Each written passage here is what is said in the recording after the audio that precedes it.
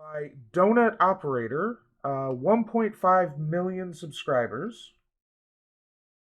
Let's take a look at his. I know virtually nothing about this person. My 10-year-old's first gun tells me a little bit about him.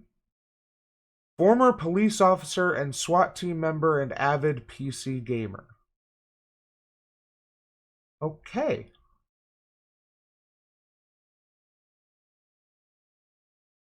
Let's take a look at his videos here. I know which one we're going to go over here today, but let's see. Shoot. So he looks to be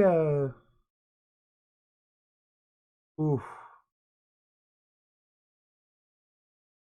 I don't know if well, he uploaded it to YouTube, but I don't know if I could watch that on Twitch. I might watch that and go over that later. But looks like these are kind of Destiny style clips from his Twitch, from his stream, that don't have much to do with gaming.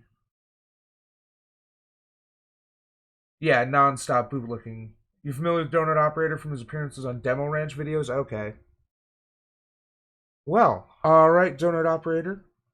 Take it away. Hi everyone, Donut here. I think I have your attention now with that title. Boy, it's been a super crazy week. I was gone for the past week on a much needed vacation with some of my very good friends, but now I'm back and we can talk about some of the crazy things that happened while I didn't post any videos. All this stuff happening is just right up my alley, huh? Right up there. We are going to talk about the hashtag 8can'twait, and we are also going to talk about defunding the police. One of the dumbest fucking things you could ever do, ever. I've been talking about how defunding the police is the dumbest thing you could ever do for a couple of years now, and I guess I should just go over it right now because it's trending. Also, the mayor of Los Angeles has already taken $150 million worth of funding from the LAPD. Boy, that's gonna work out for them. Defunding the police. I mean, you say that, but we've yet to see what they're going to do with that $150 million. I believe the mayor did say that they were going to put the money towards community development. So this is literally testing what the left has been saying for years, based on data and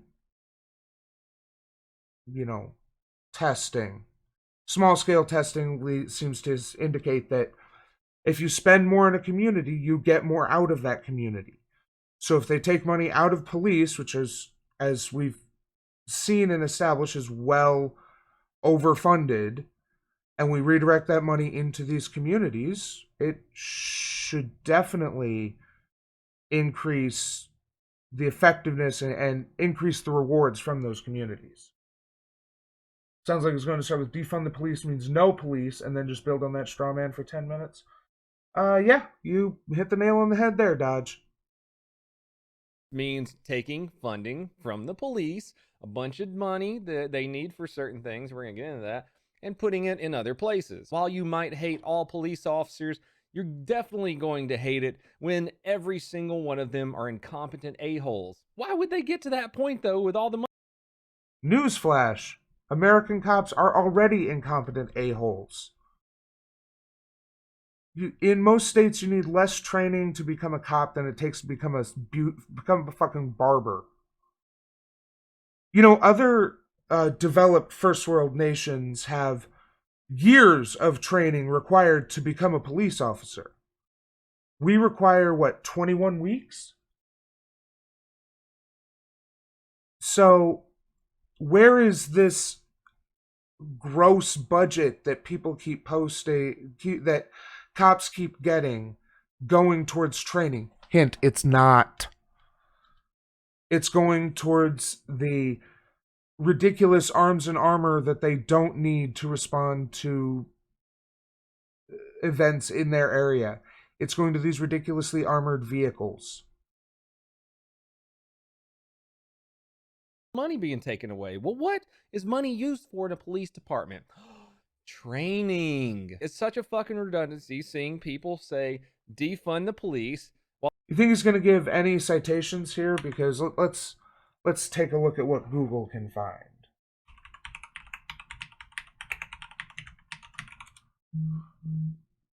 Okay. Budgeting in small police agencies. Okay. Candidates have all three of the following: tangible asset, have a life expectancy or useful life of more than 1 year. Okay. Can I just get like a graph?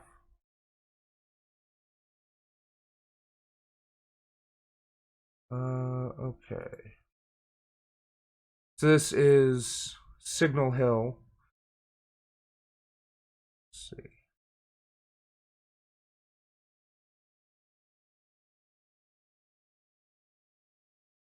Hmm. I'm not. I'm just finding things to show how much of the budget is police, but I'm not seeing.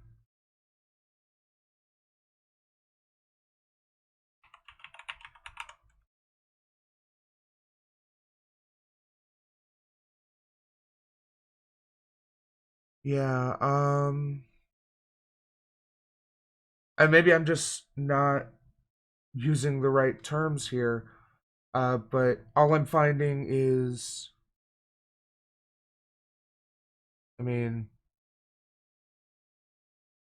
this I have no trouble believing. That this is showing that, 80 to 90% of the budget is going towards wages and benefits, and that the remaining 10 to 20% is available for everything else they spend on. And that's because I know that a lot of police precincts, if you retire with full, pension, all that stuff, because they have good unions. So it's, um, yeah. So, I mean, taking that as an understood,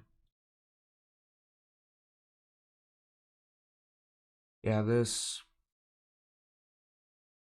So, I can't find anything to discredit that most of it is spent on training, except that it doesn't seem to be working, or they're training on the wrong things. So, but I can't directly disprove that the majority of the budget goes to training.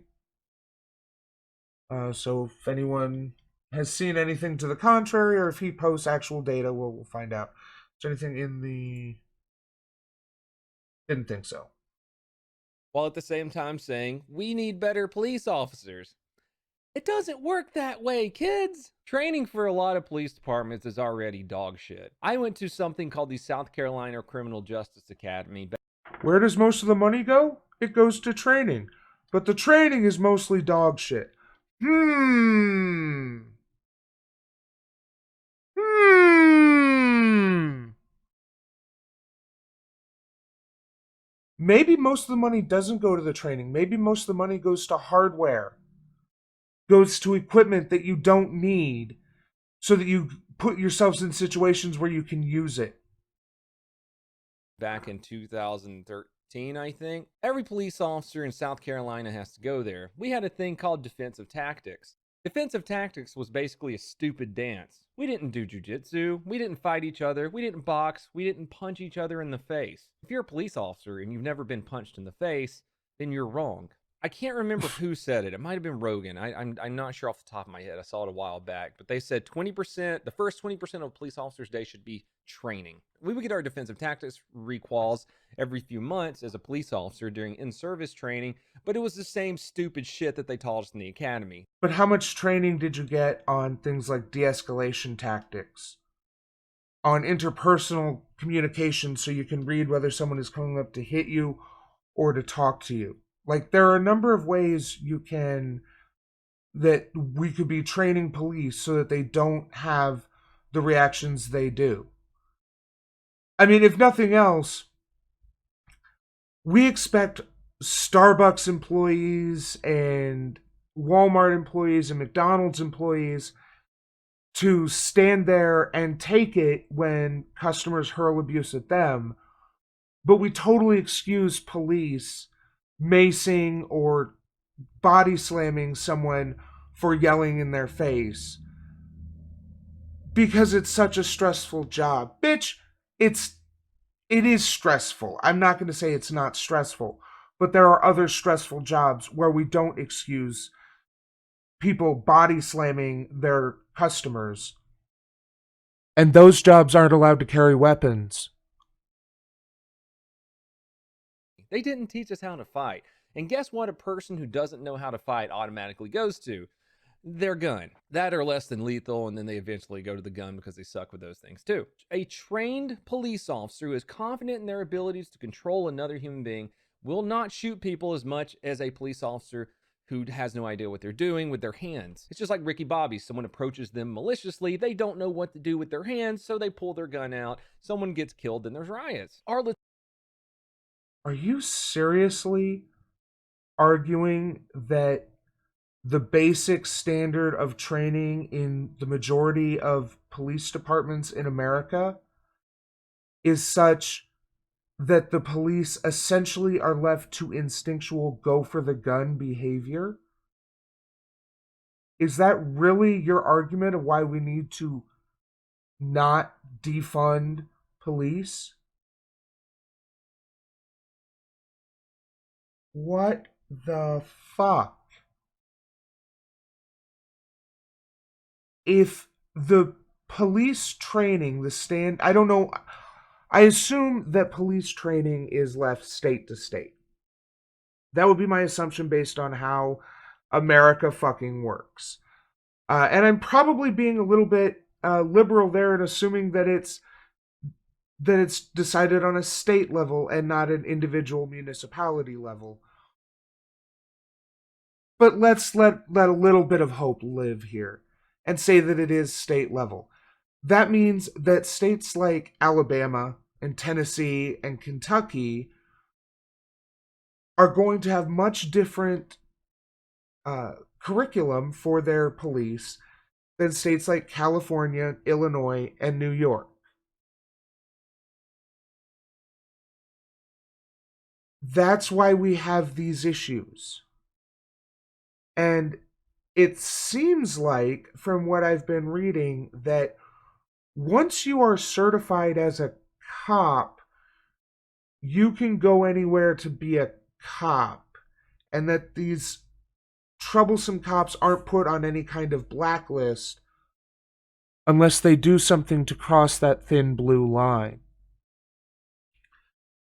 Like officers who snitch on dirty cops or who turn evidence against other cops, they get blacklisted.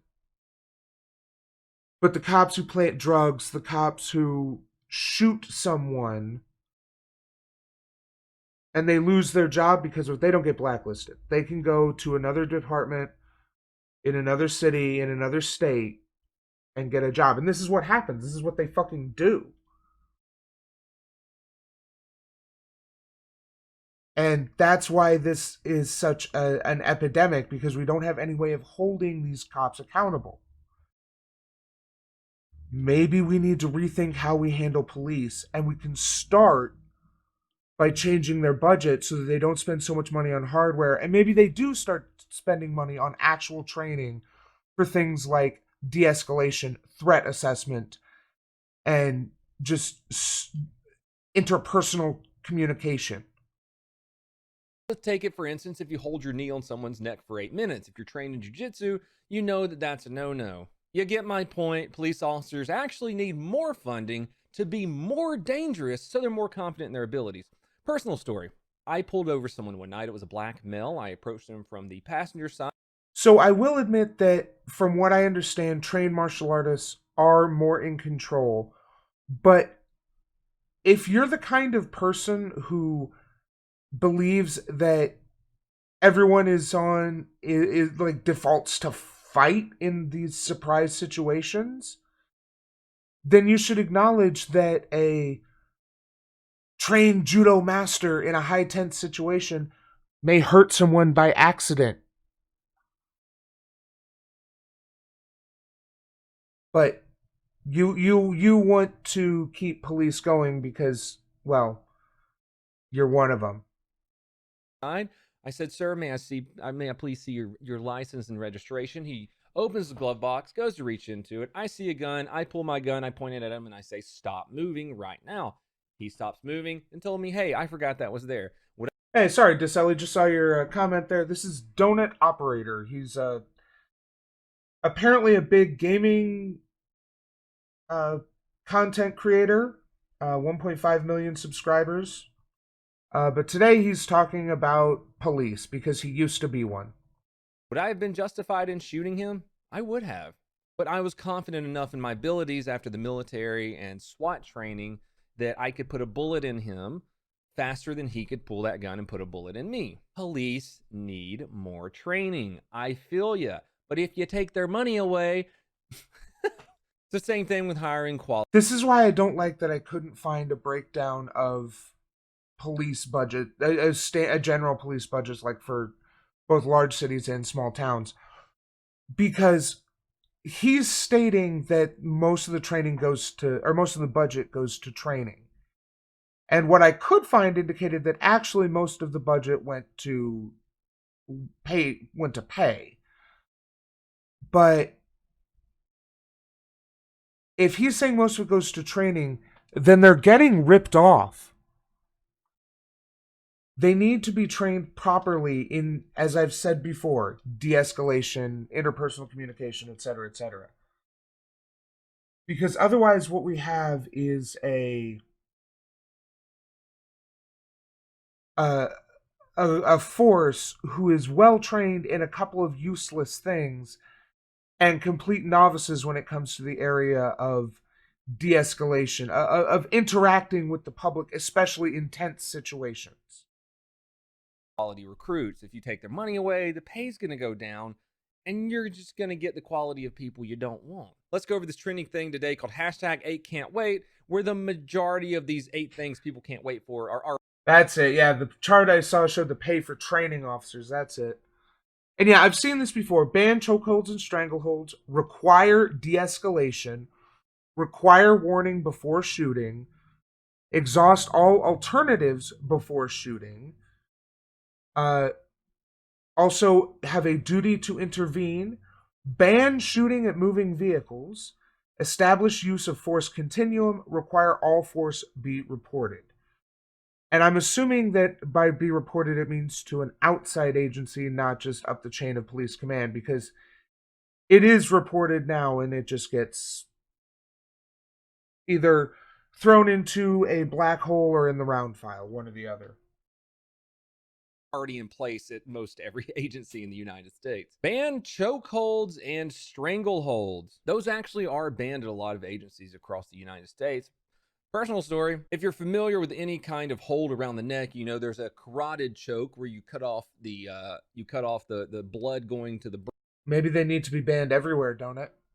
Maybe that's their point, is that there's some places where they aren't. And people pass out. It's used in jiu-jitsu and martial arts all the time. There's a right way to do it, but then there's an air choke where you actually cut off oxygen. A carotid choke actually saved my life one time. Had a guy who had been snorting meth for 3 days straight. He was on a bender. He went to Walmart. He tried to steal some batteries to make some more shake and bake meth.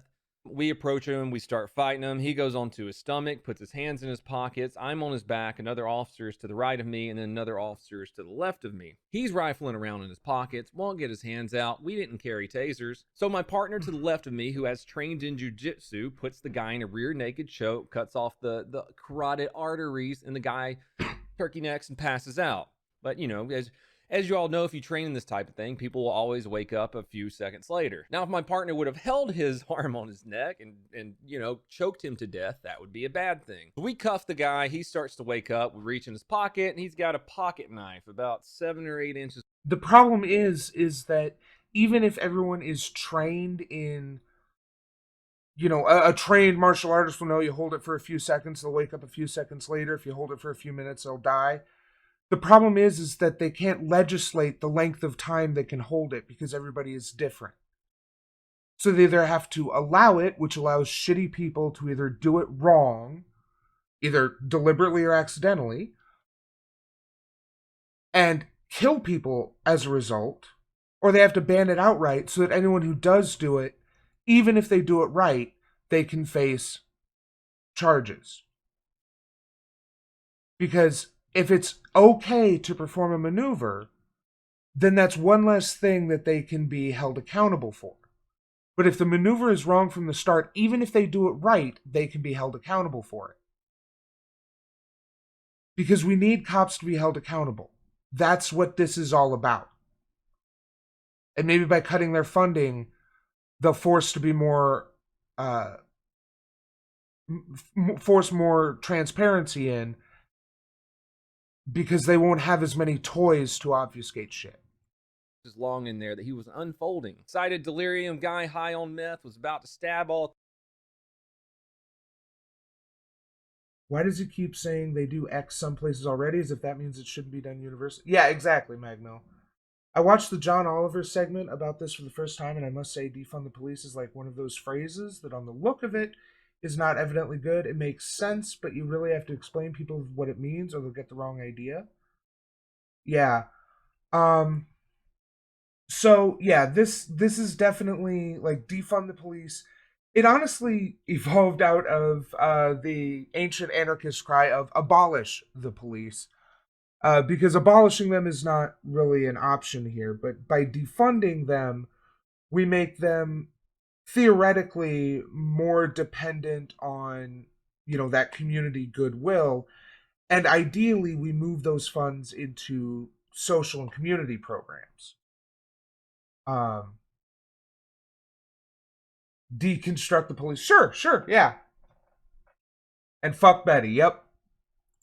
Three of us. Guess what? The proper chokehold saved us. I'm not saying it's right in every situation, but there are some situations where if you have the proper training and the proper funding, that it can actually work. This is why a proper uh, accountability uh, organization, one that is actually impartial and looks over each one, would say, okay, yes, that was uh, a proper use of force. You disabled the person long enough to get them restrained, but you did not do any lasting harm. That is an acceptable use of force. But if they don't pay attention to whether it was a proper chokehold or an improper chokehold, and they pass everyone, well, that doesn't incentivize the guys who know how to use a proper chokehold to do so. They just, they'll get away with whatever. And if they're the kind of sociopathic, antisocial people who join police forces, they may want to squeeze a little harder.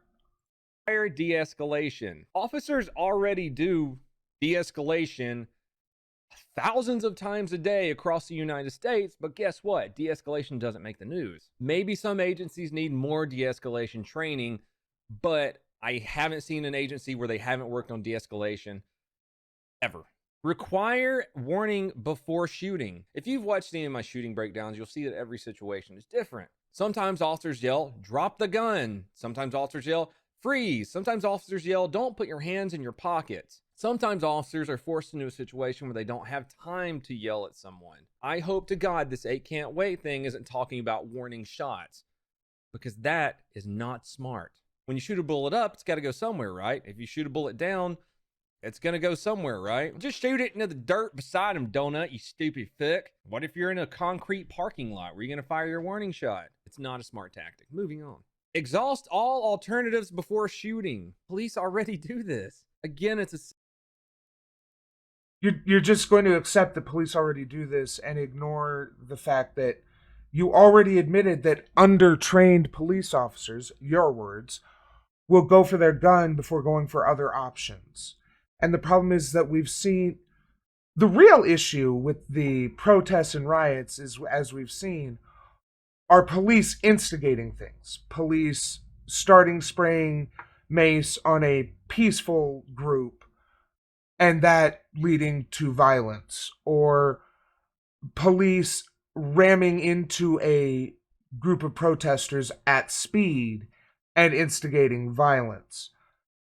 So this is why we talk about needing de-escalation training, because if you're trained in de-escalation and it's drilled into you that you want to de-escalate, then you're not going to do things to escalate the situation. So we've seen where all this vaunted training in even some of the wealthiest cities in the country, which make them among the wealthiest cities in the world, the product of this training. We see it in escalations and instigations. So, no, police aren't doing everything before shooting. They're doing everything they can to make it so they can shoot. Situational thing. Sometimes you do have to go right for a gun. If a person's shooting at you, you're not going to pull your taser and try to tase them, get your baton and try to hit them, and before you pull your gun and shoot them back. Sometimes it's necessary to pull your gun. Sometimes officers pull their guns too quickly, and I know that. But guess what they need? When I was working in a call center, we were taught from the first day, de escalate, don't match tone, use empathy, stay calm, de escalate the situation. This was drilled into us in a 6-week course. This is not, along with learning all the systems and everything else, it was 6 weeks of training. Actually, it was 3 weeks of classroom training and 3 weeks of partial classroom, partial on the phones. De escalation was drilled into us from the beginning. Why, even in these 21-week police courses, is de escalation not drilled into them there? Clearly, it's not. We can tell by their actions. Yeah, I am mad jealous of his mustache, though.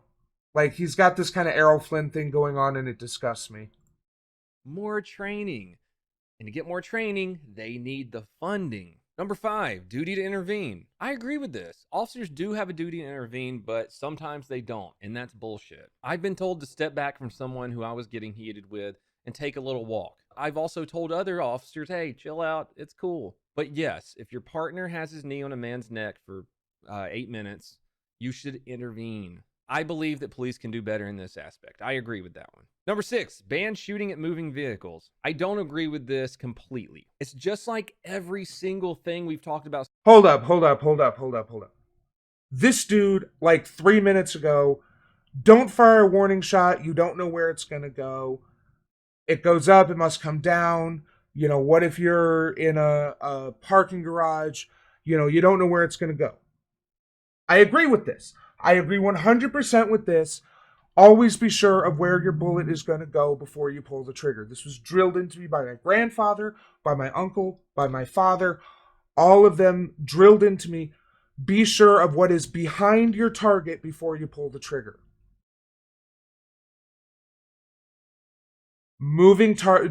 Shoot at moving targets. Well, I kind of disagree with this one. The exact same things apply. You can't be sure of where it's going to be after you pull the trigger. You can't be sure that even if you hit it, that you're not going to hit someone else on the road, because 9 times out of 10, when we're talking about shooting at a moving vehicle, there's other traffic around. This, I'm sure, is in reference specifically to a number of videos I've seen of an officer pulling someone over, and the officer gets out and the car that pulled over just jets off, and the cop pulls his gun and shoots at him. Yeah, even if that cop is a crack shot, you're talking about a moving vehicle that is getting smaller and other potential victims all around them. So you've just completely flipped here. You're not being consistent, dude. If you don't believe that firing off a warning shot is a good idea, why do you think shooting at moving objects could be a bad idea? Or, excuse me, why do you think shooting at moving objects could be a good idea? Yeah, spikes would be a far better and safer option. True, Tana Warua. Don't you know bullets can't go through cars? Oh yeah, no, bullets are stopped by, what is there, like an inch or two of steel in the. No, it's not even that. It's just plastic and fiberglass in most modern cars. I was at my uncle's farm a couple of years ago, and he had 1 inch steel plates set up for us to shoot at, and uh, the 9mm and 45s went through it, and the 223 ARs just shredded them. So yeah, cars don't stop shit. so far in this video and every single thing I talk about in all my videos, it's a situational thing. Sometimes it is absolutely necessary given exigent circumstances to shoot at a moving vehicle. If someone's coming at me with a 3,000-pound bullet, I'm going to shoot them. And we've seen it before. And then they're coming at you with a 3,000-pound bullet that's out of control. That's assuming you hit them, in which case you've killed them, and they've also probably killed you. Just get out of the way. You on your feet are always going to be more maneuverable than any car. Like, every time I hear this, I'm going to shoot them if they're charged in with a car. Why aren't you running? Just run at a right angle. Actually, if you run at a slightly shallow, acute angle of them, then you'll get out of the way even faster. Like, this is what we're talking about him being some gung-ho, manly man cop, and that being an issue because, like, someone's coming at with a car, I'm going to shoot it. Really? I'm going to get the fuck out the way. Because if I shoot it, again, this isn't like the movies where they're going to die with their foot on the brake. They're probably going to die with their foot on the gas. And again, this is assuming you hit them. Just stand behind a lamppost. True. Yeah, there you go. He's a former military, former cop, according to his bio, Tana Warua. I agree it's wrong. A nonviolent offender, maybe on a traffic stop for speeding, takes off. Yeah, you shouldn't shoot them. But again, it's situational. Establish a use of force continuum. Oh my God, what a good idea. It's almost as if we haven't had a use of force continuum for a couple decades now. That exists. It's clear they aren't using it. This is the issue. If these things exist, why aren't they in use? Because we can tell they're not by the way they're acting. It's out there, and it's taught to every single police officer in the United States, and has been for a long time. And our final one, number 8, require all force to be reported. Force to be reported? Like a use of force report? That every police agency does? Again, we're aware that this is something that is already done. The issue is that nothing is done about it when it's reported. Ideally, this should be reported to the public. And then an impartial, bipartisan, if that's even relevant, committee reviews each use of force. Because you know what?